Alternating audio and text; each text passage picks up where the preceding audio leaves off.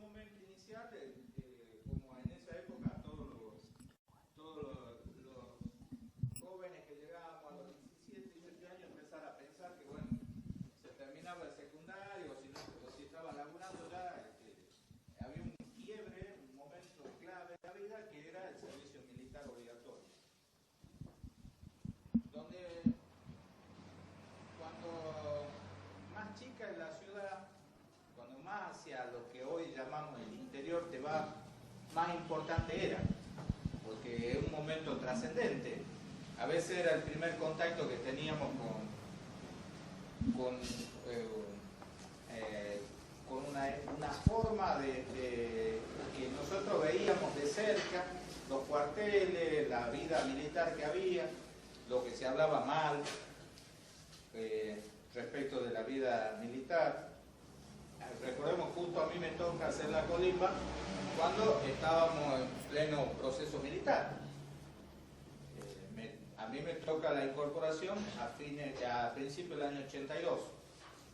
Y hasta ese momento, como digo, era parte de algo que bueno, para todos los varones es una cuestión de que estaba así la cosa, tenías que ir, punto. Y en el año 82, como digo, me toca, justo se había un sistema de sorteo que coincidía con los 3 últimos números del documento. Y bueno, me toca la Marina. ¿Te imaginas? Un tucumano en la Armada, ya era una cosa. Bueno, pero venimos primero a La Plata, acá en el Parque Pereira y Gaola, estamos los 2 primeros meses haciendo instrucción y bueno, después empiezan los destinos. Y bueno, con el espíritu joven de uno de ese momento, la gana de irse un poco lejos, decía, bueno, ojalá que me toque en algún lugar que vea un barco, porque estábamos en La Plata, acá en medio del parque, ahí entre los árboles. Y bueno, se cumplió, me tocó ir a Puerto Belgrano. Bueno, vamos a Puerto Belgrano, que está en Bahía Blanca, son 700 kilómetros de acá.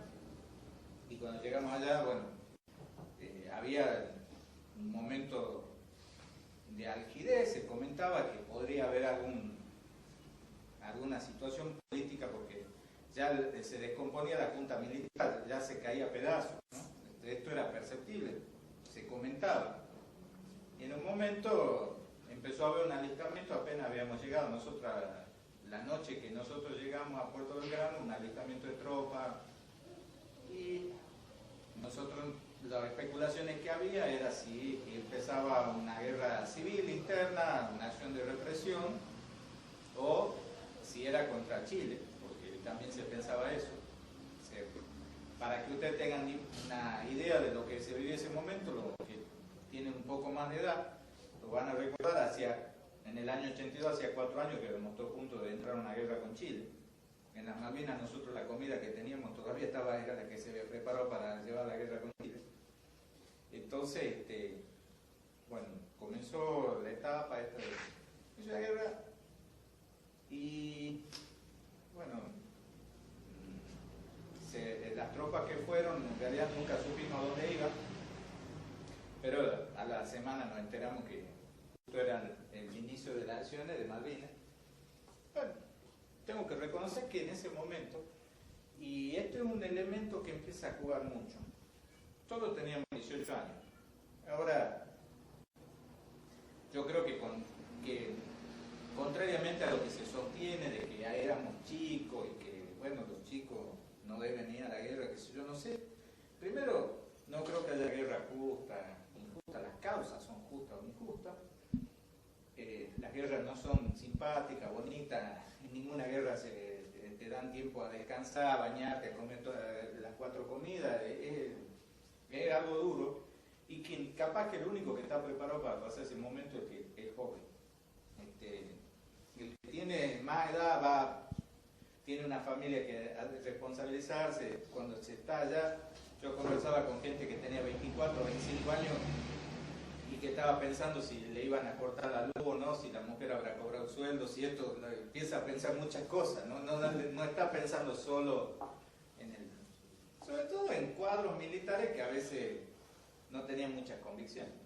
Porque si hablásemos de convicciones, si hablásemos de algunas situaciones en las que se juegan ideales, bueno, podríamos pensar distinto. El hecho es que pasó la guerra, nos toca volver, y yo no pretendo en esta charla tratar de hablar de la guerra en sí, porque me parece que hay muchos elementos. En mi caso particular, a mí me tocó estar en una unidad de la Infantería de Marina que era encargada de la defensa antiaérea de Puerto Argentino. Mi puesto es medio ampuloso porque era auxiliar de control tiro, que es una unidad que se especializa en orientar a las unidades antiaéreas cuando vienen los aviones, y en el servicio de la unidad de lanzamiento de misiles, cañones, ese tipo de cosas.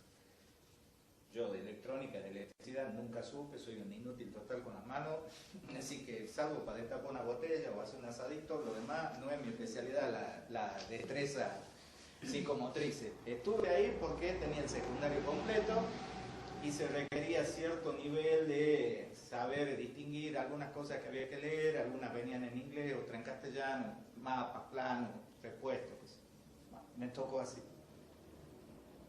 Y mi unidad, creo que cumplió con todo el honor de que las operaciones en Malvinas del aeropuerto se pudieron sostener hasta el final de la guerra. O sea, el aeropuerto nunca se cerró a pesar de los bombardeos ingleses, porque nunca pudieron acercarse directamente, a pesar que fue una acción muy, muy contundente. Los ingleses, todo el poder impresionante. Bueno, cuando terminó la guerra, nosotros decimos, bueno, nos quedaba por delante 8 meses de colimba, entonces ya nos vamos a la casa, ya está. No, nos quedamos esos 8 meses más, como se decía en ese momento, sin mucha explicación, pero después empezamos a entender algunas cosas. Que éramos muchos los que estábamos en Puerto Belgrano, sin hacer mucho, hablándolo lisa y llanamente, al pedo. Esos 8 meses sin entender muy bien para qué estaban. Claro, después empezamos a entender que habíamos vuelto en medio del Mundial del 82, en medio de ese momento que ya no se hablaba tanto de la guerra, y que éramos parte de una acción un poco para que nos quedemos callados. Estando dentro del cuartel no podíamos hablar. Y por otro lado, habíamos vuelto de una forma que no nos gustaba tanto, porque una vez que nos rendimos a los ingleses, las tropas que estábamos allá, llegamos al continente y llegamos medio escondidos.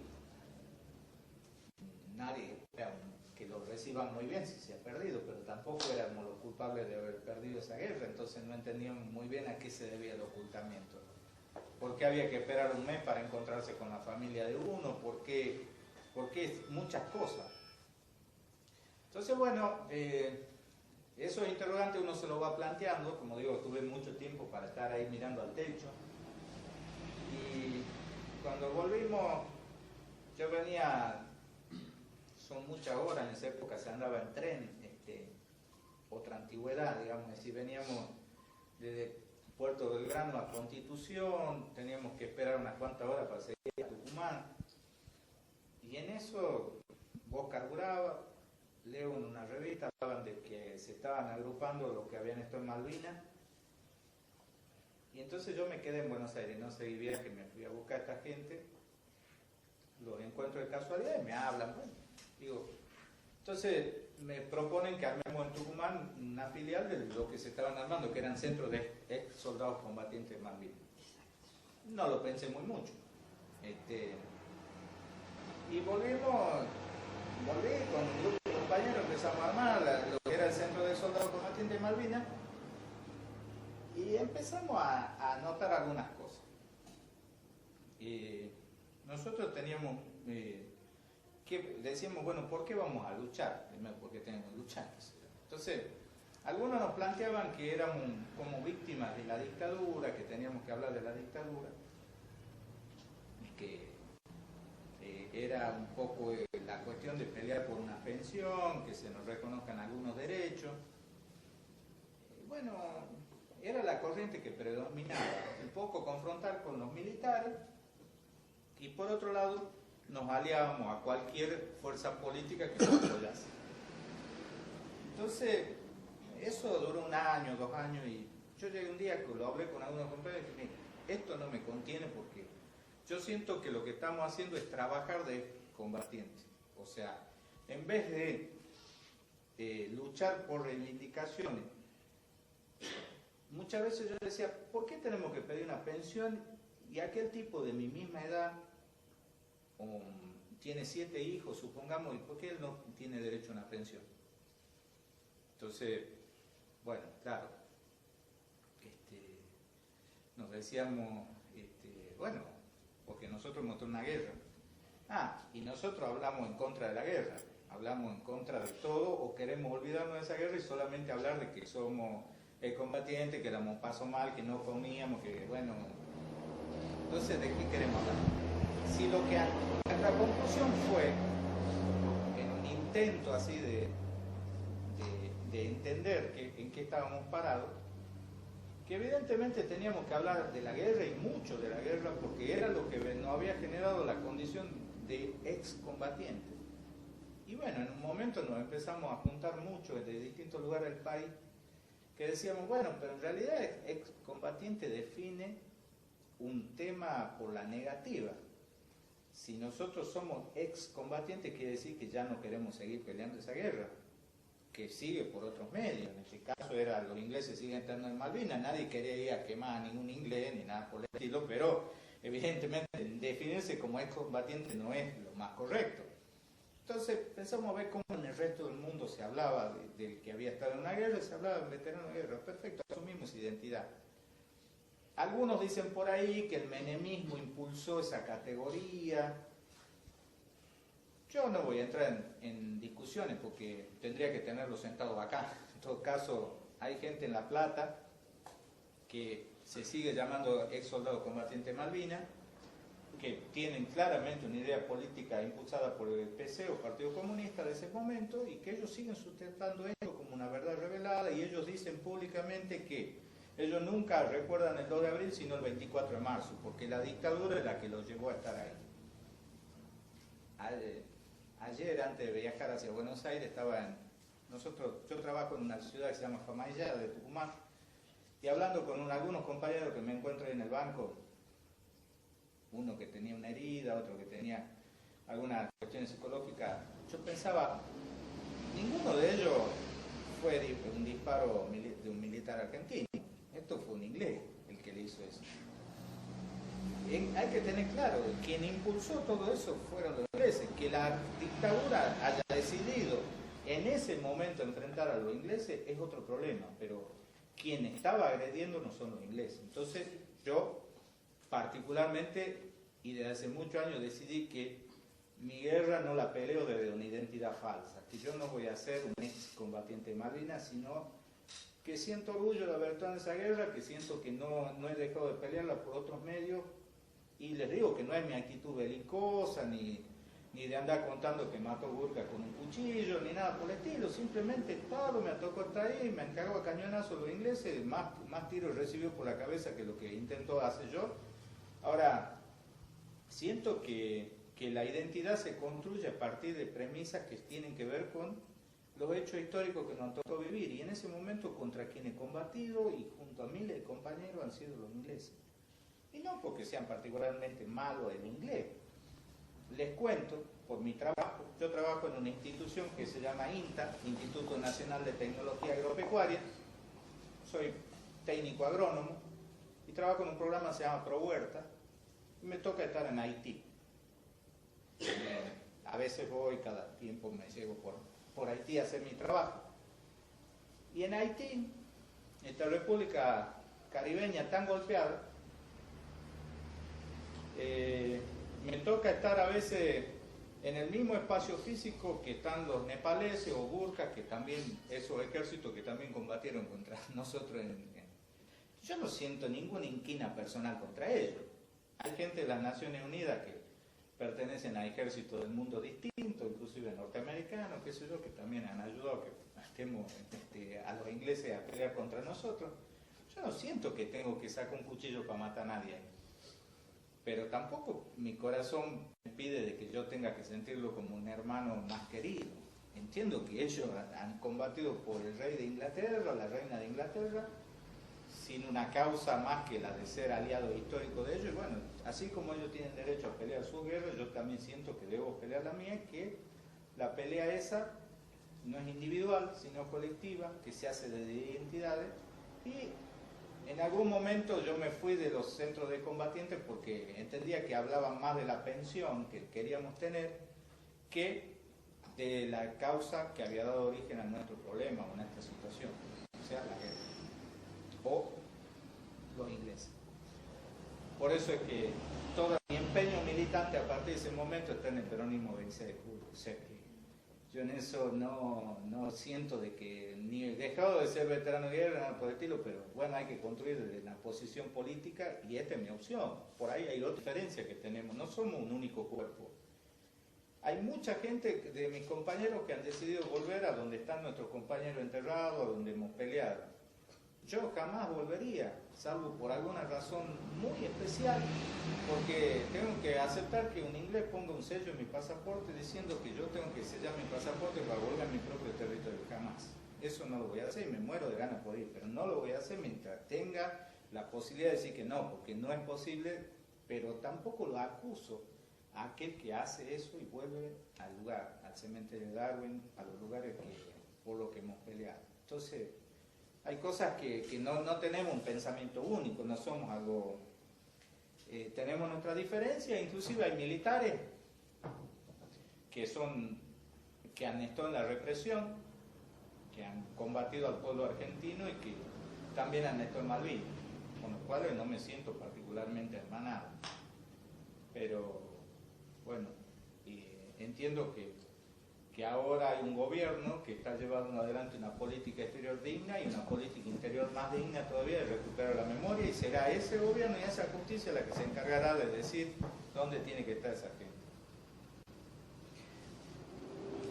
Hasta acá es la parte que les puedo como introducción, pero yo le digo, compañeros, por favor, cuando uno se engancha a hablar y por ahí sería bueno si de última creen que hay un aporte, una pregunta, o simplemente quisieran hacer una introducción para que charlemos un poquito de algún otro tema o sobre lo que yo estoy diciendo, que lo hagan con total confianza, porque me estoy parando ante ustedes y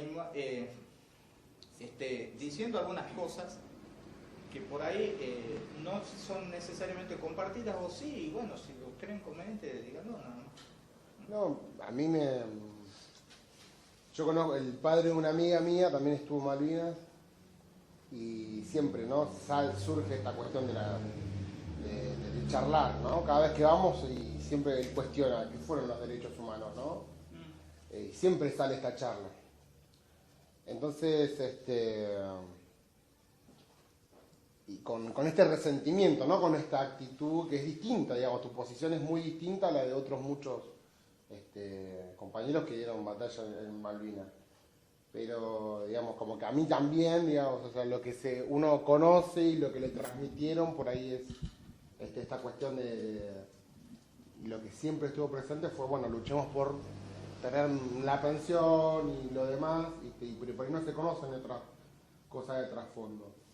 Y también algo que siempre, desde la escuela y hasta inclusive programas de televisión, ¿no? Esta cuestión de cómo vivían, digamos, cómo lo sostenían, digamos, son cosas que evidentemente uno se pregunta para terminar de conocer cuestiones. Parece que en eso también hay una cosa de por ahí hacernos hincapié en todo eso, que fue terrible y todo, pero también en dejar de lado por ahí otros temas que todavía dijo Pancho. Claro, es como que la dictadura se comió este debate fundamental en nuestro pueblo de la soberanía, porque de hecho hay una película que se llama No tan nuestras, que la hizo un excombatiente, un veterano de Lanús, la la hizo por una cuestión que él necesitaba. Él tiene toda la pierna llena de metralla y bueno, padeció muy directamente la guerra.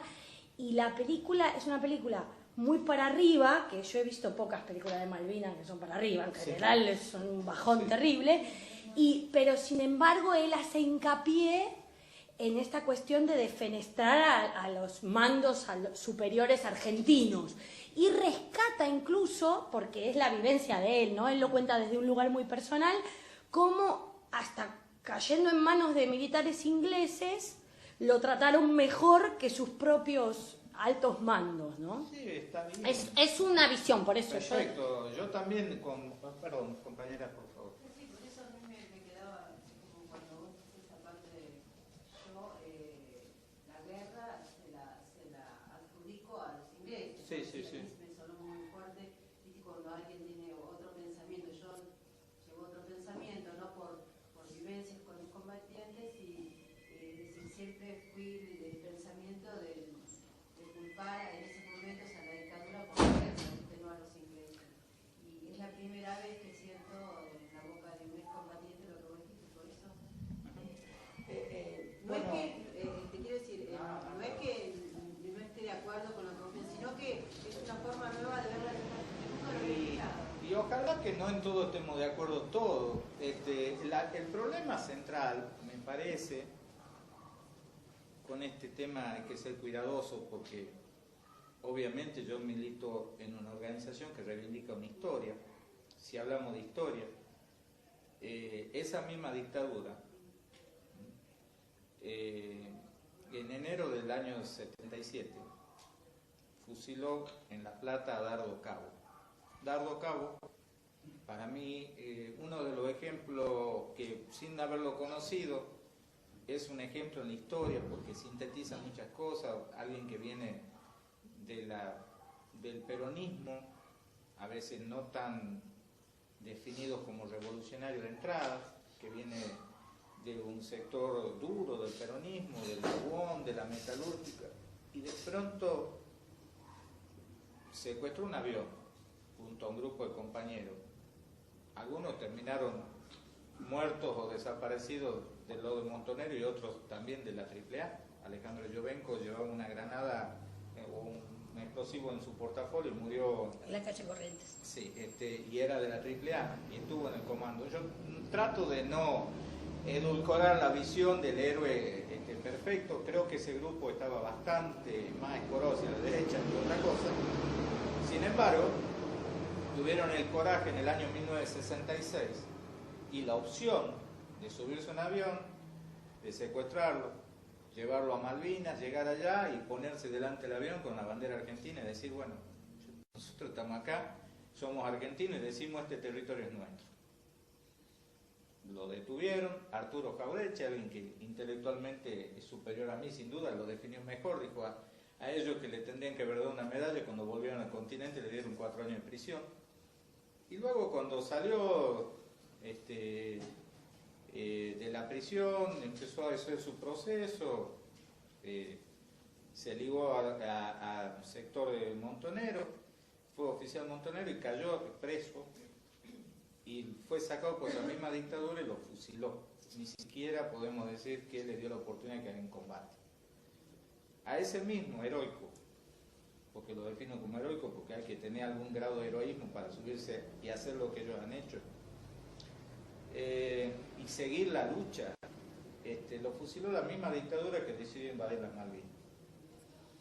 El 2 de abril de 1976, si se puede hablar de aniversarios anteriores, porque esto pasó 6 años antes de la guerra, el 2 de abril de 1976, Martínez de Hoz, ministro de Economía de esa dictadura, anunció el plan de destrucción del país. Entonces, la cúpula militar que condujo esa guerra es un desastre. Debieran haber sido fusilados por traidores todos, yo no dudo eso. Pero siempre sostengo que quienes están usurpando el territorio nuestro no es la junta militar, son los ingleses. Por eso le atribuyo a ellos la carga principal de esta guerra. han minado el debate de la soberanía fundamental que Correcto, se tenía que porque dar con las Malvinas. Yo no lo que piensa la compañera es absolutamente correcto en la forma en que se lo analiza, porque claro, es lógico. Ahora, y no estoy hablando acá de que cuántos metros estuvo más adelante uno que otro del que habla. Todos estuvimos en la guerra, todos fuimos parte del combatiente. Para nosotros también, y yo le puedo decir que hay muchísima gente que como habla, también hay muchos que no lo hablan, y también nos encontramos y sentimos que el 1 de mayo ha sido nuestro bautismo de fuego. Hemos sufrido algunas cuantas horas de bombardeo ese día, digamos, y desde ese momento ha sido siempre en combate, digamos, no en el combate de la guerra de pelotón o alguna de esas guerras de Vietnam, donde todos matan a todos, qué sé yo, esto es una actitud más pasiva. La guerra tiene 24 horas, entonces a veces hay que estar 22 horas esperando que te bombardeen, porque esperás, ya sabes que viene. Entonces, ese tipo de cosas son las que no pienso hacer eje, porque tampoco son sobrevivencias solo personales que hay que construir esto. Creo que es poner el tema, y cuando hablo de los ingleses, insisto, yo sigo, y creo que como militante político uno tiene la obligación de tratar de no transmitir solo la sensación de que estoy en contra o a favor de esto, sino que construyo en torno a eso. Los ingleses tomaron tierra ilegítimamente nuestra. Hubo una cúpula militar traidora que no tuvo voluntad de combatir. Hubo sectores que prefirieron que perdamos la guerra antes que seguir peleando. Entonces, lo que sí no hubo un plan sistemático como si hubo en la dictadura acá, de torturarnos a nosotros ni de pegarnos un tiro por la espalda. Hubo casos, y me consta de que hubo casos de maltrato, de humillaciones varias y todo lo demás. Hay gente que ha muerto de desnutrición en la isla. Entonces, yo entiendo estas cuestiones, pero separo, si hubo un oficial o suboficial que tomó una decisión equivocada en ese momento, creo que debe merecer el castigo, no por haber estado peleando contra ingleses, no existen responsabilidades. Ahora, evidentemente la posición sobre el tema de la guerra no es defendida por los centros de combatientes, pero la mayoría de los que estuvimos allá no necesariamente pensamos como iluminados por el fuego los chicos de la guerra. Para tratar de avanzar, para no generar un bloqueo, digamos, en solo quedarnos en eso, porque quiero no clausurar el debate, ¿no? O sea, tenemos el derecho a pensar distinto en esto. Yo les quisiera terminar mi visión, por ahí vamos haciendo pequeños saltos. Esto de hablar de Dardo Cabo en estos momentos nos remite a una parte de la historia. Y entonces por ahí pues, esta charla podría empezar a haber empezado porque soy peronista, bueno, qué sé yo, porque también es eso, ¿no? Digo porque uno ha crecido, la gente de nuestra generación ha crecido con la idea de que las Malvinas son argentinas. Sí, mucho más, pero hemos crecido con eso. Y qué sé yo, es verdad. Entonces me preguntaba, con el tiempo digo, bueno, pero son tan argentinas. Bueno, entonces empezaba a buscar los libros por ahí primero si era cierto. Y bueno, me encontré con un montón de cosas, ¿no? Por suerte muchas cosas que reafirman. Pero fíjense, si me permiten, no quiero empezar a hacerme que tengo muchos libros, pero traje algunos libros, algunas cositas para tratar de ver de algunas... Igual estamos esperando el tuyo. Ah. Algún día terminará de escribir. ¿Qué sé yo? Miren, este libro lo escribió un socialista, Alfredo Palacio, en 1934. Habla sobre las Islas Malvinas. Entonces lo tengo en la bolsita de plástico porque en el intentar se va desarmando cada vez más. Y Hay otro escritor, por ahí ustedes lo han escuchado nombrar, porque ya todo no... José Hernández escribió un poema, Martín Fierro, y es recordado por eso, pero él era diputado del Partido Federal. Y José Hernández escribió un artículo en el año 1869 sobre nuestros derechos soberanos en las Malvinas. Entonces uno va encontrando para atrás cosas, ¿no? Y no solo libros. Él escribe un artículo sobre una carta que le manda un marino que se llamaba Augusto Lacerre, que había ido a las Malvinas, contratado por una empresa de seguro italiana, para ver de un barco que se había quemado, si había habido un fraude, y me di con la mala noticia de que ya había abogado en esa época, me parece muy bien. de que ya había empresa de seguro queriéndonos cagar 1869, pero este hombre fue y escribió una carta sobre lo que pasaba en Malvinas, lo que él veía. Entonces José Hernández escribió en un diario contando eso, sorprendiéndose que este cuente de que las Malvinas eran inglesas, y de pronto ninguno de los diarios mitristas, ni nadie hablaba de ese tema, 1869. Entonces empezamos así a encontrarnos con cosas, ¿no? Y espero encontrarla acá. Fue firmado. No, y me encuentro con otro libro que habla sobre un Gaucho Rivero, que en 1833 se sublevó contra las autoridades establecidas en ese momento por los ingleses y mata al oficial que está acá. Pero después descubrí que en realidad, yo digo bien, ya sé por qué cuando llegaron los milicos le pusieron Gaucho Rivero al puerto argentino después. Pero después descubrí que no lo podía querer mucho Gaucho Rivero porque para la Academia de Historia Argentina es un delincuente, porque mató a 5 o 6 y no está claro si después hizo la bandera después que los mató. Bueno, entonces, claro, aparecen muchas cosas en la historia, los manejos de la historia. Entonces, bueno, por ahí, ya ni me acuerdo cuál era el libro que... En realidad no es que quería mostrar todos los libros que tengo, estas cosas se han ido construyendo porque hay gente que los va arrimando, van apareciendo, pero yo en realidad les quería mostrar este otro libro, un tal Bonifacio del Carril, que fue un tipo que logró un gran logro diplomático para las Malvinas, que fue Argentina, la causa argentina, que en 1965, con el gobierno del doctor Ilía en ese momento, logró que las Naciones Unidas dijesen que el problema de Malvinas era un tema que debían sentarse a negociar Inglaterra y Argentina. Y si logro, porque no veo un carajo... Hay que usar anteojos, Pancho, después sí, de los 40. Es que ese bolso es un quilombo. Por eso yo no uso, ¿viste? Decime dónde querés que te vea. No, sí veo, pero lo que no encuentro, quiero encontrar lo que de más de 40. Este hombre empezó a escribe cosas y aquí nos cuenta él muy clarito cuáles son los derechos, por qué tenemos derechos. Entonces nosotros tenemos derechos porque antes el mundo, cuando se descubre América, estaba dividido prácticamente en dos. Una parte para España, otra para Portugal.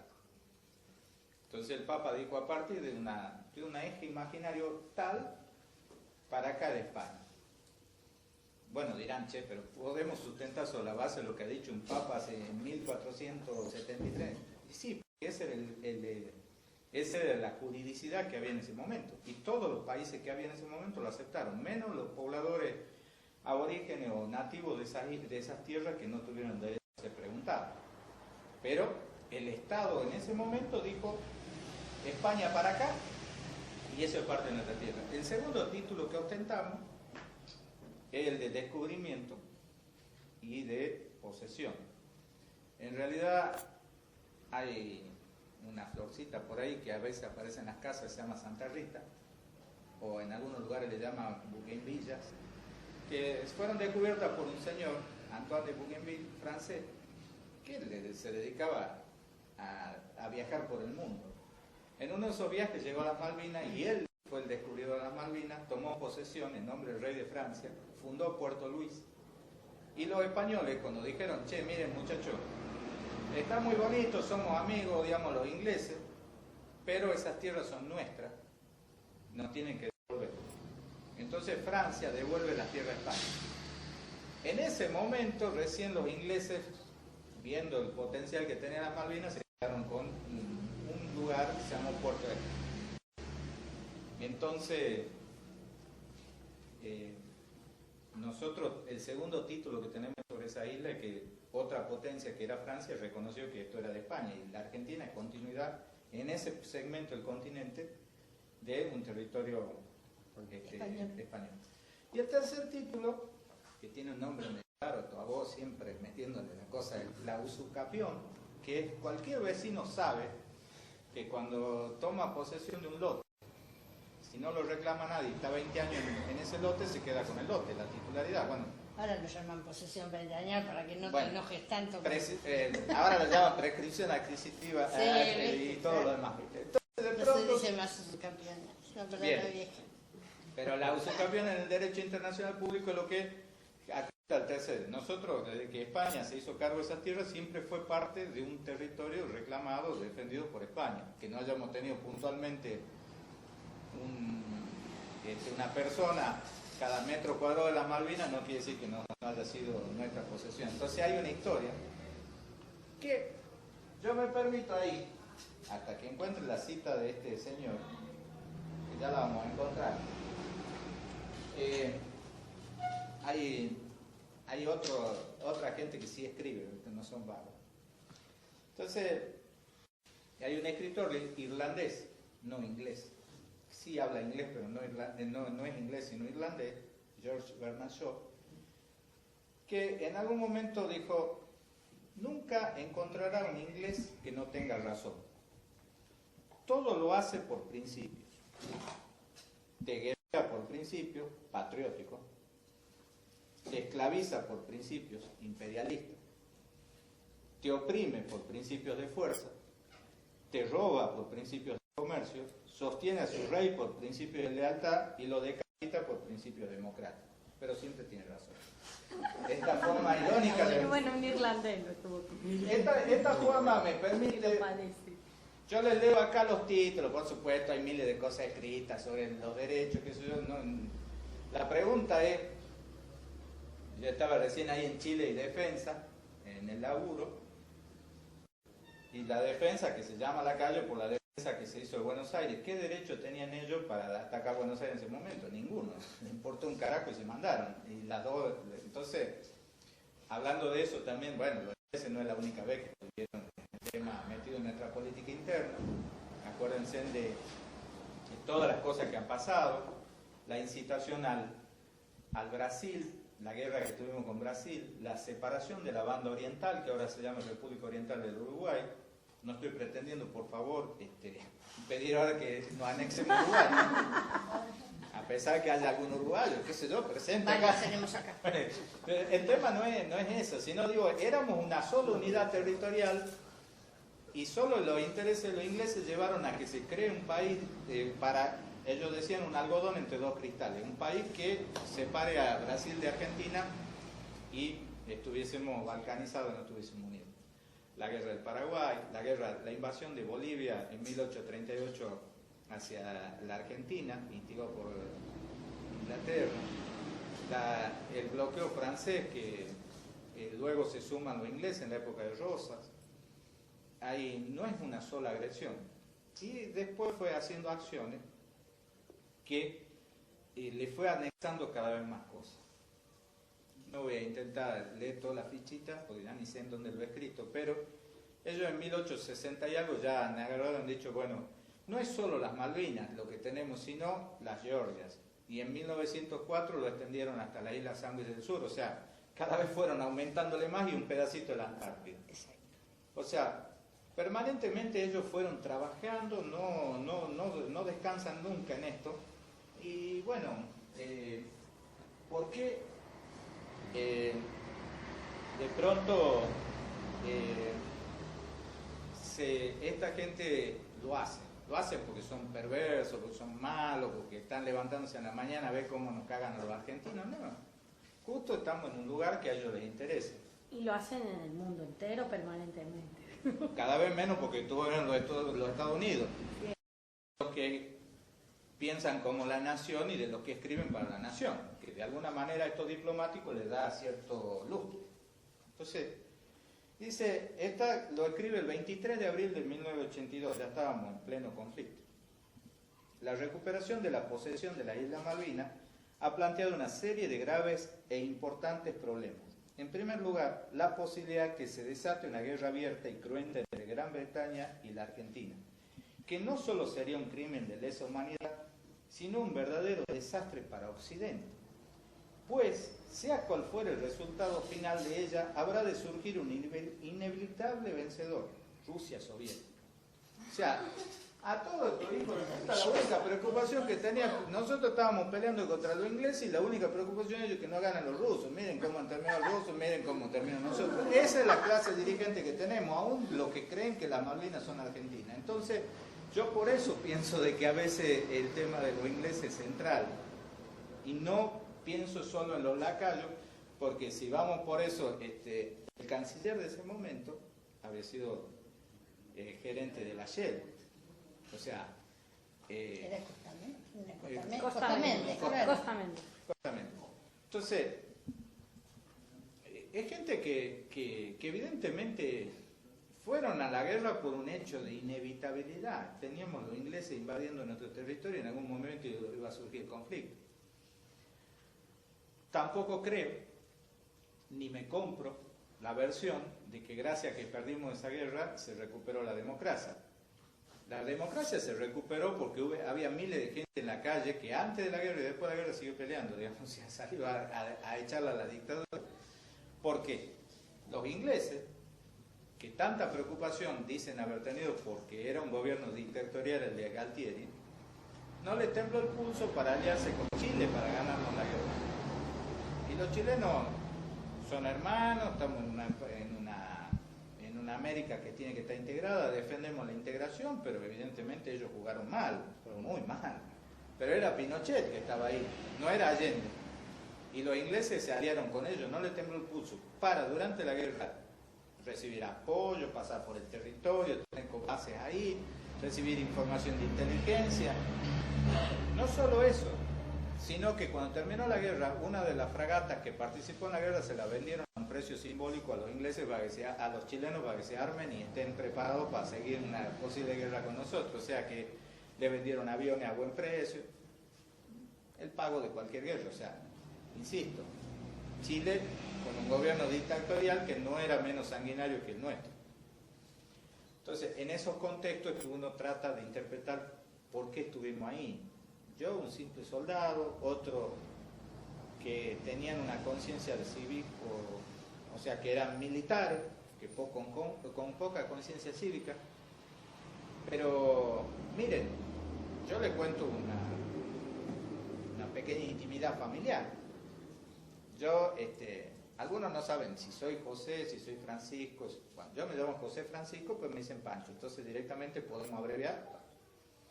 Tengo un primo que se llama Antonio Francisco Zelaya, tiene 10 años más que yo, por ahí. Es la única diferencia. Bueno, él era militar, él era piloto de la Fuerza Aérea. Yo tengo diálogos a veces medio duros porque no tenemos muchas cosas en común sobre la visión de una parte de la historia. Ahora, evidentemente yo ante él no puedo tener otra más que posición que de respeto, porque él combatió desde un avión a fragatas que estaban ahí y recibió sus condecoraciones por haber participado en el hundimiento de una fragata y haber casi hundido a 2 o 3 más, que no la hundieron porque las bombas pasaban como papelitos, no estaban preparadas para atacar barcos. Entonces, ahora este verano nos sentamos ahí a tomar algo y a charlar sobre estas cuestiones que por ahí nos diferencian. Y él me contaba una cosa y dice, mira, recién el 6 de abril, 4 días después de que se empiezan las acciones militares, la Fuerza Aérea es autorizada por la misma Junta Militar a operar sobre el Atlántico. Hasta ese momento, desde el año 1968, había una prohibición secreta interna de la Fuerza Aérea de hacer siquiera un ejercicio sobre el mar. Ellos nunca estuvieron preparados para atacar ninguna fragata que viniese o nada que viniese desde afuera. ¿Por qué? Porque estaba todo el pensamiento puesto en que la Fuerza Fuerza Aérea defendiese de Brasil, de Chile, qué sé yo, y punto, y que no se metan en el mar, que eso era cuestión de la Marina. Entonces, claro, que iban a estar preparados si no habían visto ni un barco ni un foto, entonces recién el 6 de abril salieron a entrenarse para poder atacar barcos ingleses. Separo y diferencio, por supuesto, las posiciones que él pueda tener sobre otros momentos de la historia, como él probablemente también son las que yo tengo. No tenemos por qué, como parientes, coincidir. Pero digo, yo no puedo menos que respetarlo a él. Su ataque a las fragatas eran acciones que eran equipos que iban con una superioridad aérea abrumadora. Y bueno, que todos los días hacían un ejercicio de coraje que no se lo cuenta. No hay ninguna película que cuente eso. Porque habría que ponerse a contar la cantidad de barcos, la cantidad de daños que sufrió las fuerzas atacantes inglesas, que en el siglo XX, después de la Segunda Guerra Mundial, no hubo otra guerra en donde tuvieran tantos daños. Entonces yo no digo que hubiésemos ganado la guerra con la cúpula militar que teníamos. Imposible. Imagínense que nosotros estábamos muy preocupados, tan preocupados en ganar la guerra a los ingleses, que el Banco de Londres seguía operando en Buenos Aires, custodiado por la Policía Federal, para mostrarle al mundo de que no éramos salvajes, que esto era una cosa de caballeros, peleábamos a los golpes, pero bueno, los bancos no se tocaban. Entonces, esto seguía. Acá a unas cuantas cuadras hay un edificio grande que está cerca de la Casa Rosada, que es el comando en jefe del ejército, y ahí operaba en un piso completo la delegación o representación de Estados Unidos en la parte militar. ¿Ustedes creen que en algún momento alguien le dijo, señores, estamos en guerra con Inglaterra, ustedes apoyan a Inglaterra, ¿por qué no se van al carajo? No, siguieron operando todo el tiempo ahí. Toda la información de inteligencia que se filtraban por sus contactos en el ejército acá, pasaban por ellos y se iban directo a Inglaterra. O sea, en que esta guerra es santa y que habría que canonizar a los militares que la dirigieron. Para nada. Insisto en un hecho, para mí, antes, durante y después, la inevitabilidad de la guerra. Capaz que a los ingleses les convenía que sea la guerra en ese momento, porque ellos estaban desarmando su flota y con eso consiguieron frenar un poco. Margaret Thatcher era tan impopular como los militares acá y logró parar, pero qué sé yo. El hecho existió, la guerra fue, la causa estuvo. ¿Sí? Me llama la atención la sociedad antes de la guerra y después. Sí. ¿Qué sentían respecto a eso? ¿Qué pensaban? ¿Tenía conciencia de la pandemia? Es decir, estamos en una época de militares, eso lo entiendo, pero ¿cómo se veía eso? Mira, yo era pendejo, no había mucha acción política. Podría ser que mi viejo, como tenía alguna participación en algún momento de la resistencia, alguna acción gremial, se hablaba algo más, pero ya justo hacía 2 o 3 años que se había tenido que ir de Tucumán, entonces no teníamos mucha forma de... Entonces pienso que era una sociedad que no participaba activamente en otras cosas, pero estas cuestiones básicas sí afloraron. No negativamente como se lo quiere ver, que era gente que fue a festejar Yo creo que expresó un sentimiento que es claro cuando se escucha la grabación, el discurso de Galtieri, en un momento empieza a hablar de la guerra contra los ingleses, todo el mundo... Pero cuando empieza a querer hablar de él o del proceso militar, la gente lo reputea, lo silba. Entonces, esas cosas hay que tomarlo como un indicador de lo que, aparte, lógicamente, se imaginan de Buenos Aires, pueden hablar a lo mejor algunos de ustedes. Yo vivía en Tucumán, una provincia donde para 1976 la represión ya estaba casi lograda en su totalidad. La operación Independencia empezó en 1975, había habido 33 campos de concentración, no éramos 1 millón de habitantes. El proceso de desindustrialización que se vivió acá en la Argentina, nosotros lo vivimos en el año 66, o sea que había cosas que ya estábamos viviendo la paz de los cementerios en Tucumán para el momento de la guerra, o sea que hay que entender esos momentos. Cuando hablamos de Dardo Cabo fusiló en el 77, mataron un símbolo. Sin embargo, miren lo que son las cosas. Miguel Fitzgerald, que por ahí no es un nombre que sí diga mucho, era otro loco. Miguel Fitzgerald, hijo de un irlandés, en el año, 2 años antes de que Dardo Cabo fuese con el grupo Cóndor a Malvinas, hizo lo mismo. Se subió a un avión, se fue hasta Malvinas, llegó allá, bajó, puso una bandera, volvió. No conforme con eso, claro, él buscaba un poco la aventura, él mismo lo dice, no tenía muchas convicciones políticas. A los 2 años después del Cóndor volvió con un tal García, que era el dueño de Crónica en ese momento, porque le financió el viaje, fue con García hasta las Malvinas de nuevo y qué sé yo, volvió. Pero a esos locos de la guerra no les molesta a nadie. A Dardo Cabo molestaba por el proyecto que significaba, por eso era irrecuperable, por eso lo fusilaron. Entonces, en ese contexto, también la gente no tenía mucho mecanismo de resistencia. Por ahí era resistencia ir a la cancha nueva de Chicago y que te canta la marcha y que los caguen a garrotazos, ¿viste? Bueno, entonces en ese contexto trato de ubicar la respuesta sobre lo que se vivía. Ahora, sobre la conciencia de que las Malvinas eran Argentina, tengo la plena o semiplena prueba, diría un abogado, porque yo particularmente trato de no hablar muchas cosas que por ahí no me constan. Pero así, mira, Alfredo Palacio, ¿no? Volvamos a este señor, de 1936. Él saca una ley, él era senador, de un gobierno ilegítimo, porque los socialistas nunca se privaron de nada, ¿no? O sea, no el que cree en el socialismo, estoy hablando de los partidos. Entonces, Alfredo Palacio llegó a ser senador en un momento que estaba proscripto la mayoría política más importante del país de ese momento, que era la Unión Cívica Radical. Irigoyenista le agregarían. Entonces, Palacio saca una ley, o genera una ley, donde dice, artículo primero, le dan 50.000 pesos a la Comisión Nacional de Bibliotecas Populares para que edite el libro de Paul Grusac sobre las Malvinas. Edición de 1910 y el director de la biblioteca le encargó de traducir. Segundo, con todos esos libros lo reparten en todas las bibliotecas populares. Punto, se acabó la ley.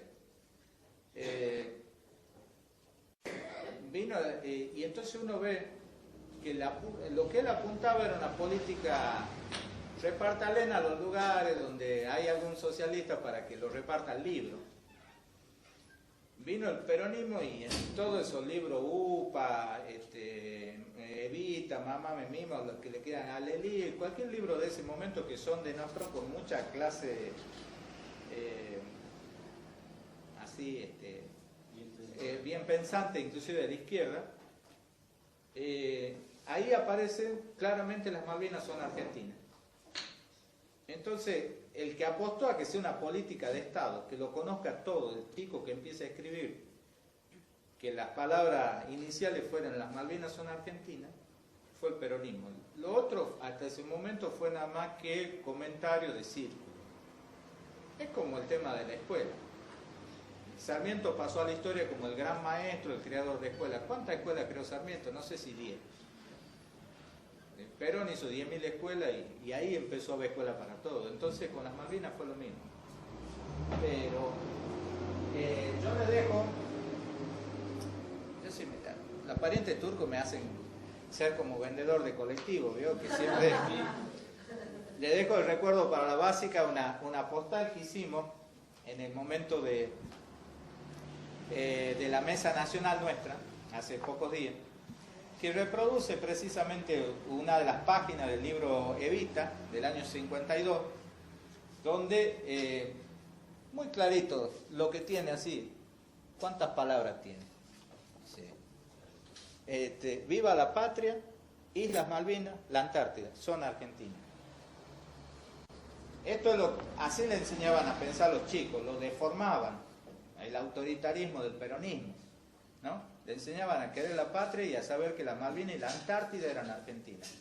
Miren si esto tiene que ver, yo después cada vez que puedo, que tengo tiempo, voy a esta librería de viejos, porque a veces por el laburo tenemos que venir a Buenos Aires, entonces como en esta ocasión, y voy a esa librería y busco, siempre pido lo mismo, estoy medio loco, ¿no? Pido lo mismo, libros de lectura de lo que tenga, 1930, 1910, qué sé yo, aparece un tal Pisurno que tiene un palacio que lleva su nombre, que escribía los grandes libros de lectura de esa época. Yo no lo veo escribir nunca Pisurno, no encontré un libro de Pisurno que tenga algo así. Recién a partir del peronismo aparece esto. Entonces, pero esto quedó en la conciencia popular. Lo otro, este Palacio dice lo mismo. Las Malvinas son argentinas y por eso pido tal cosa. Pero él, en vez de decir pido que el presidente de la nación haga que en toda la escuela se estudie el tema de Malvinas, dice hagan 1000 libros de Grusay y Mandelón a la biblioteca. Política vecinalista, esto es política de Estado. Con lo bueno que tiene el vecinalismo a veces, pero bueno, yo creo que esto es a donde hay que reivindicar. Por eso digo, por eso soy peronista, porque coincide. Si el peronismo tiene sus ejes, que a veces lo decimos en alguna canción, San Martín, Rosa Perón, y yo digo, Rosa, cuando fue la invasión, nos quitan las Malvinas, lo pone a Manuel Moreno, hermano de Mariano Moreno, embajador en Londres, a que defienda la causa de Malvinas. Y es él el que empieza a hacer el reclamo, y desde ahí no se corta. Cuando sigue esta historia, es José Hernández, otro federal, el que reivindica esto. Es el peronismo que lo hace política de Estado, que no solo piensa en las Malvinas, empieza a pensar en la Antártida, y me dirán qué tiene que ver. Bueno, la Constitución Nacional nuestra ratifica algo que ya se sabía. Dice en una disposición transitoria que las Malvinas son parte de nuestro territorio. Y la provincia de Tierra del Fuego, cuando se crea, asume que todas las islas que son del Atlántico Sur son nuestras y son de las provincias de Tierra del Fuego. Y ahí está la Antártida también, parte de nuestro territorio. Ahora, hace poco salió una ley donde obliga a que el mapa ya no sea solo un mapita con un pedacito de las Malvinas y otro de la Antártida al costado, sino que ya muestre toda la integralidad de nuestro territorio. Imagínense que la Antártida tiene 260.000 kilómetros cuadrados, nada más que 10 veces la superficie de Tucumán, en tierra, piedra. Ahora, la Antártida tiene 16 millones a 20 millones de kilómetros cuadrados de superficie cuando está con hielo, siempre está con hielo. Y ese hielo mide casi 2.000 metros de espesor. Eso es agua. Por eso, agua dulce. El mayor reserva de agua en el planeta está en la Antártida, no en la Amazonía. Por eso va a ser la próxima guerra de este mundo, no sé entre quiénes. Y las Malvinas son la puerta de acceso a eso. Por eso pelean los ingleses, no por el petróleo, no por nada. Pelean por eso. Por eso lo tienen claro. Las Malvinas la habían abandonado en algún momento y dijeron, che, somos unos boludos, si esa es la puerta de entrada a la Antártida. Esto es un poco, por eso creo en tantas cosas. Perdonen, no tengo un orden expositivo, no estoy acostumbrado a dar charlas sobre estos temas, por ahí los míos son las huertas, las cosas, pero esto es política. Y sí me reasumo como militante político y en ese sentido defiendo con pasión en lo que creo y reitero la idea porque creo en lo que defiendo, ¿no? Nada más. Entonces, hasta ahí, ya como para dar tiempo a si hay algunas preguntas más, es un poco de lo que creo, de lo por qué uno está, por qué defiende, por qué piensa esas cosas, por qué intento que mi organización asuma esto. Siento orgullo de venir a una básica nuestra y que esté la Malvinas ahí en una bandera de las nuestras, porque también es una larga charla que teníamos al principio del 26 de julio con quien creo que es uno de los cuadros políticos más brillantes que dio la Argentina, que es Cacho de Carpati, que ojalá alguna vez se le haga justicia, digamos, y no quede como tantos otros que han peleado por otras guerras en el olvido. Y con Cacho yo decía, bueno, Cacho, siempre pensamos que las básicas tienen que llevar el nombre de un combate combatiente, alguien caído en la resistencia, alguien que simbolice el peronismo. Podemos llamarle a la primer básica que vamos a armar en Tucumán, Malvinas Argentina, y sí, bueno, está bien, porque no vamos a dejarle que otros tengan esas banderas. Y de ahí empezó la primera básica, que se salió un poco del esquema de llamarse como todas, como muchas de las nuestras se llaman, también Resistencia Peronista, 17 de octubre, Reivindicamos Evita, todo, pero también tenemos una básica, y de ahí empezaron a aparecer todas estas banderas con Malvinas. Y bueno, no es una causa personal mía, sino que eso no sirve si es de uno solo. Lo tiene que asumir el conjunto, y esto es un poco también por lo que uno pelea, ¿no? Así que bueno, no sé si hay una... Ya lo han hecho, pero bueno, puede haber más aportes, o preguntas, o dudas que puedan surgir. Hace un tiempo decían que el ataque había permitido, decían, no, las Malvinas estaban despoblando, y si seguía así como estaba, en algún momento como que se iban a ir, y que el ataque del 2 de abril y del 82 permitió que se rearmara esa zona. ¿Sí? Hay dos verdades, pero no tan ciertas. ¿Por qué? Porque como conclusión de la guerra, hoy tenemos el tema de la... está mucho más que nunca los ingleses metidos ahí. Esto es una verdad absoluta. Hay 2.500 malvinenses y hay 6.000 soldados. Hay más ingleses que defienden a tan poquito. La resolución de las Naciones Unidas dice que debe discutir Argentina y Inglaterra teniendo en cuenta los intereses de los habitantes. No dice que lo tengamos que consultar. No es menor la cosa, porque los ingleses en realidad lo que quieren es que en algún momento haya un plebiscito, entonces los 2.500 van a votar porque sigan siendo ingleses. Como en Gibraltar. Claro. Yo tengo una casa, la dejo porque me he ido a comprar un asado, cuando vuelvo en vez de prender el fuego me encuentro con que hay 10 adentro, ¿qué pasa? ¿Ya tienen todo el derecho? No, viejo, entonces ahí empezamos. Pues, entonces mira que la solución de la justicia es: ¿por qué no hacemos un plebiscito y le preguntamos a los 10 que están adentro si quieren que sigan estando? ¿Entiende, compañera, por qué digo que los ingleses son? Cuando yo tengo a alguien adentro, no. Después capaz que viene el comisario a defenderme y es un tipo que es un tranza y bueno, me defiende mal, pero lo mío como territorio es parte de algo nuestro. Entonces, ¿qué pasó respecto a esta pregunta?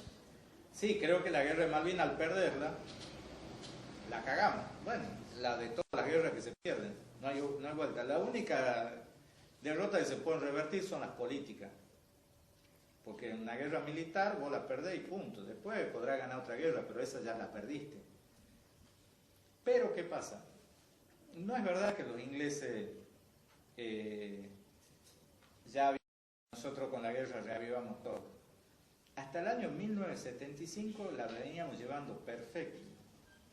En 1972 la ADE, Línea Aérea del Estado de Argentina, había empezado los vuelos con el continente. En ese momento, todo malvinense que quería venir a estudiar al continente, el avión del ADE los traía, inclusive los nuestros, la Cancillería nuestra mandaba a alguien que los acompañe, siempre los cuidaban mejor que a la gente nuestra, ¿viste? Que le lustren los zapatitos, que los chamullen. ¿A dónde van? A Comodoro Rivadavia. Sí, el avión baja en Comodoro. ¿A dónde seguimos? A La Plata, te hacemos bajar el avión en La Plata. Y después a Aeroparque también. Y el otro va a Córdoba y los llevábamos a todos los lugares de la Argentina donde estudiaban. Y la gente que necesitaba operarse venía a los hospitales argentinos. Y le estábamos haciendo, éramos la única vía. Y año 75 al 77 cambió la bocha. Algo pasó en el medio, los ingleses descubrieron que no se iban a ir más y ahí empezó a pararse toda la negociación. Por eso es que a partir del 77 los militares que se empiezan a enloquecer, empiezan a ver que la única salida era la militar. Porque ya estaban los ingleses con algún plan que había cambiado todo. Ese plan tiene que ver no con el petróleo, no es que lo desprecie el tema del petróleo. Acuérdense que el año 75, 74, el precio del petróleo se había ido a las nubes, por ahí antes el petróleo, que era caro de explotar, volvía a tener significado tenerlo, pero era el tema más relacionado con la Antártida, la guerra. Las Malvinas fueron testigos de batalla importante en la Primera Guerra Mundial, por el tema de que era un lugar de paso. Si todo el transporte por mar que se hace a Europa, desde el Golfo Pérsico del petróleo, va por el Cabo de Buena Esperanza, por Sudáfrica. Y todo el tráfico hacia el Pacífico, que no puede pasar por Panamá, va por el Cabo de Hornos. Nosotros, a la entrada del Cabo de Hornos de las Malvinas, tenemos 375 kilómetros. Al Cabo de Buena Esperanza, 6.000. Pero un misil de corto alcance, de medio alcance, lo sacude tranquilamente a un barco desde las Malvinas hacia allá. O sea, ese es un poderío que lo convierte claramente en un árbitro del Atlántico Sur y en un paso intranclave hacia las Malvinas. Por eso es que nunca la íbamos a tener y los ingleses ya habían revertido su posición. Así que lo de la guerra en realidad aceleró el proceso y en modo alguno llevó a que tengamos, porque decir, bueno, mira, si no hubiese habido la guerra no la devolvían, ¿no? Nadie es tan generoso. Otra cosa que sí, y esto hay que decirlo mucho, nosotros con eso también tenemos, además de aviones, de miles de soldados ingleses, tenemos submarinos nucleares que operan desde las Malvinas.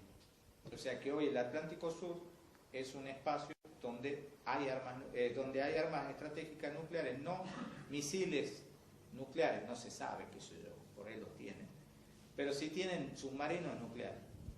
Por eso, como nada es inocente, solo en la Argentina creemos que sin fuerza armada, sin aviones vamos a defendernos. Los brasileños, que sí aprendieron las lecciones de nuestra guerra, han ordenado empezar a construir 33 submarinos nucleares a partir del año que viene. O sea, ¿por qué? Porque si la próxima guerra va a ser por la tierra de la Amazonia, por el petróleo que han descubierto en el mar, por la Antártida, donde Brasil también reclama, ellos se están preparando para el tipo de armamento que hay. Entonces, sí. Sí, a eso iba, porque en realidad ya sé que no soy visionario ni nada. Diplomacia, ¿cómo lo vamos a votar por diplomacia? Sí, tampoco por lo... Pensar en una guerra es caer lo mismo de siempre.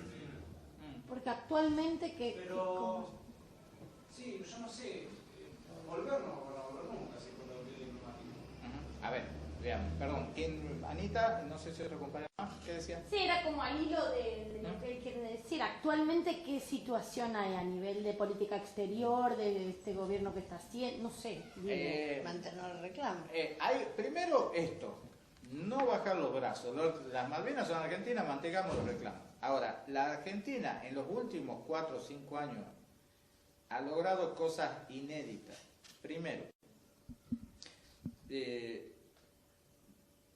primero lean el blog, ahí está la declaración que hemos hecho en enero de este año sobre el tema. El tema es así. Nosotros destacamos, cuando se cumple el 3 de enero del 2011, que se cumple un aniversario más de la usurpación de nuestras tierras, que la Argentina consiguió que el foro de países hispanoamericanos, ya no solo los de América, el UNASUR, la declaración de México, donde están todos los países de América, incluidos los caribeños que son de la comunidad británica, todos ellos apoyan a la reivindicación argentina. Entonces, hemos revertido un hecho, no estamos aislados en la comunidad internacional. Antes éramos solamente un paisito que reclamaba por algo que nunca le iban a dar. Ahora son países, imagínense que el UNASUR, que es el bloque continental más fuerte que hemos tenido hasta el momento, tiene, que gracias a Néstor Kirchner tuvo más presencia política que la OEA en la resolución de conflictos, el UNASUR, que tiene un país de habla inglesa, a ver cuál es, la Guyana, digamos, Claro, la que el presidente pro tempore del UNASUR es en este momento el primer ministro de Guyana, que es de la esfera inglesa, nos apoya. Entonces, por primera vez hemos logrado romper la hegemonía británica en la diplomacia y tener adhesiones no pensadas. Entonces, en ese contexto es hacia donde tenemos que seguir. Había una consigna en los años 80 que decía volveremos a Malvinas de la mano de América Latina. Nunca más cierto que eso. Es decir, ¿por qué? Imagínense, cada vez que ahora, porque si uno quiere hacer la política de Malvinas, la raíz de cómo lo escribe Página 12, estamos fritos. ¿Por qué digo esto? Yo me mofo siempre de lo que hace Página 12 porque cree que no escribiendo una parte de las cosas, no sé, con eso ya está. ¿Por qué? Nosotros estábamos en un conflicto duro con el Uruguay, en el gobierno de Néstor Kirchner, por el tema de la pastera Evonia, que llegó un momento a ser una causa popular y en algún momento eran 4 en un puente, ¿viste? Entonces yo no sé si la alianza entre países se pueden solo por los intereses aislados del grupo, que son tan importantes como los demás, pero bueno, en un momento las razones de Estado, yo como veterano de guerra me podría haber negado a que le devuelvan, volvamos a tener relaciones normales con Inglaterra y sin embargo hubo que aceptar razones de Estado. Pero en el gobierno del Frente Amplio estaba ya con el conflicto, ¿cómo se llamaba? El doctor, El médico. El médico. Vázquez. Vázquez, Tabaré Vázquez. el director de la región, es el médico. Ya estamos cagados, ¿viste?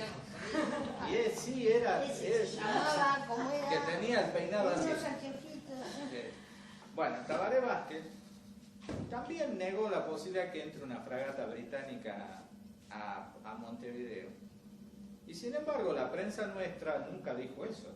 Solo lo destacó cuando Pepe Mujica, el de izquierda correcta, hizo lo mismo.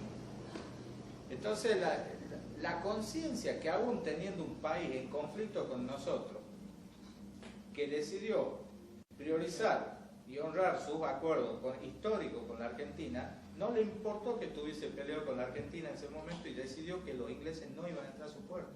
Eso es dignidad. Y eso también es acuerdo político y ese es avance. Entonces, la posibilidad siquiera de que la Argentina tenga éxito en esto está mucho mejor en ese sentido, de que hemos logrado que haya un consenso internacional en muchos países sobre esta cuestión. Segundo aspecto, como esto va ligado al tema de la Antártida, hay alguien que fue el primer militar que llegó al Polo Sur, argentino, o sea, la primera expedición argentina al Polo Sur que fue comandada por un militar, que él viene de la escuela, todo esto que fueron a la Antártida, porque Perón dijo que había que ir a la Antártida. No sé si él es muy peronista, pero bueno. El general Leal decidió ir a la Antártida y cumplir ese mandato. No voy a intentar acordarme el nombre de su jefe, digamos. ¿El jefe Leal? Sí, era otro general. Entonces, que sí era peronista. Entonces, el tema es así. Leal, que tiene sus 90 años ya, hace poco tuvimos una reunión ahí en Hurlingham con algunos compañeros de 26 de julio y de otras organizaciones. Él decía, bueno, si la Antártida no nos ponemos firmes también la vamos a perder, porque da la casualidad que el mismo sector que reclamamos nosotros de la Antártida también lo reclama Chile y también Inglaterra. Así que lo de las Malvinas es un poroto la parte del problema que tenemos con la Antártida, que sigue la discusión en el freezer literalmente hablando. ¿Por qué? Porque hubo un acuerdo de no discutir esto y hace varios años que venimos sin discutirlo, pero en algún momento nos va a estallar en la cara ese problema. Entonces el general decía, todos los países sudamericanos tenemos reclamación sobre la Antártida, en mayor o menor medida. Entonces hay que unirse en bloque para defender la Antártida en bloque. Hay que hablar de una Antártida sudamericana más que de una Antártida argentina. Es un tema fuerte, pero va a haber que discutirlo.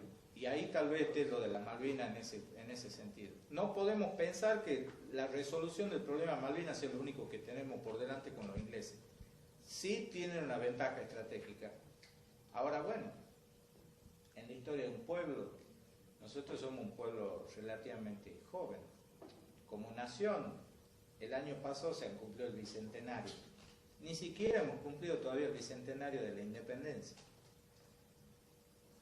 Para cuando los franceses toman la posesión de Malvinas en 1766, hacía nada más que 15 años que se logró medir por primera vez la circunferencia terrestre. Recién se supo cómo era la forma de la Tierra exacta y qué medía. Los franceses, con la ayuda de España, lograron medir el Ecuador.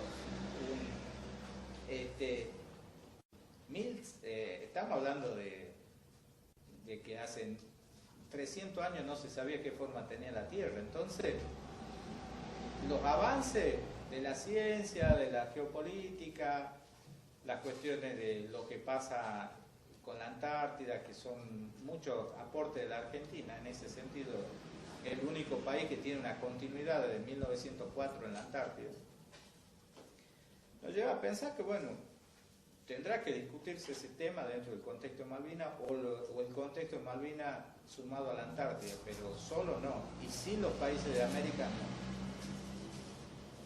Creo que hemos aprendido la lección y creo que el resto de los países también está en ese sentido, va. Pero claro, si no, no te queda otra que salir, busquemos una piola y nos colguemos ahí en la orilla del río, porque claro, tener una superioridad estratégica, política, militar de los ingleses. Ahora, ellos también en algún momento manejó toda África, todo el mundo, y sin embargo han tenido que ir de a poco cediendo todo. Entonces, sí, 200 años nos tocará esperar más, como nosotros no lo veremos, pero como país, qué sé yo. Ahora, el problema sería que renunciemos a reclamar ese derecho.